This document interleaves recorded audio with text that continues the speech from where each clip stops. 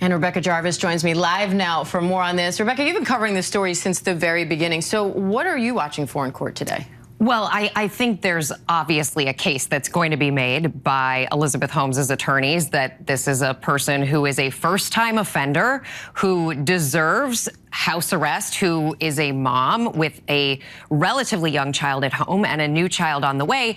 The government is going to make the case that this is a woman who harmed a lot of people, and not just investors, costing people millions of dollars, but the patients who were misinformed, who got bad information about their health care because of Theranos tests, and then the whistleblowers like Tyler Schultz. You heard there in the piece, Tyler's parents are among the people who submitted letters on behalf of the government to say this is someone who should be behind bars. The government is pushing, by the way, for her to be behind bars for 15 years. Her team would like to see that number be 0. Now, you referenced how Elizabeth has a young child at home. She's also now pregnant with her second child. How might that factor into all of this? Well, it shouldn't factor into any of this. And the way that the sentencing guidelines work is that the crime that you're convicted of, she's been convicted on 4 counts of criminal fraud, is the crime that you will be sentenced for. Now, there are these other contributing factors, the fact that she is a first-time offender, as I said.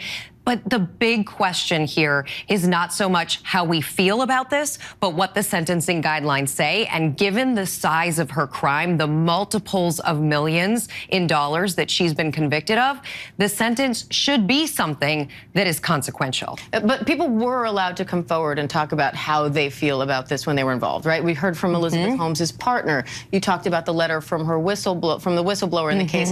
Her own aunt weighed in, actually telling them not to go easy on her. So how much does a judge take into account those kinds of impact statements? Well, they factor in, but they're not the sole factor. And you bring up her aunt, who on behalf of the government, on behalf of the prosecution, said, don't let this be a small sentence. White-collar criminals too often get a slap on the wrist. That was a surprise. It also goes to show how divisive this story has been, not just in the world, but in the home, in the family life of Elizabeth Holmes. Now, Elizabeth has maintained this very positive, at least appearance, throughout this entire thing beginning to end.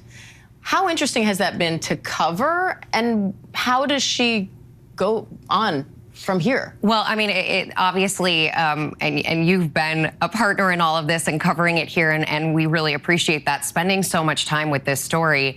It's had so many twists and turns, and it's really been drawn out for a much longer period of time than many people would have expected. This is a company that hasn't been around for years. She was charged with criminal charges in 2018, didn't have a case, didn't have an actual suit until much later, and we didn't even have those convictions until January of this year. It's now been almost a year.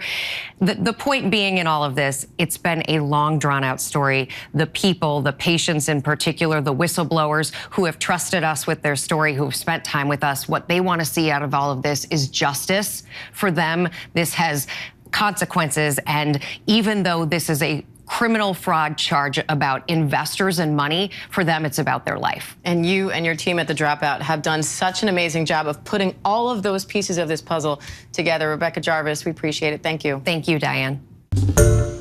Hi everyone, George Stephanopoulos here. Thanks for checking out the ABC News YouTube channel. If you'd like to get more videos, show highlights, and watch live event coverage, click on the right over here to subscribe to our channel, and don't forget to download the ABC News app for breaking news alerts. Thanks for watching.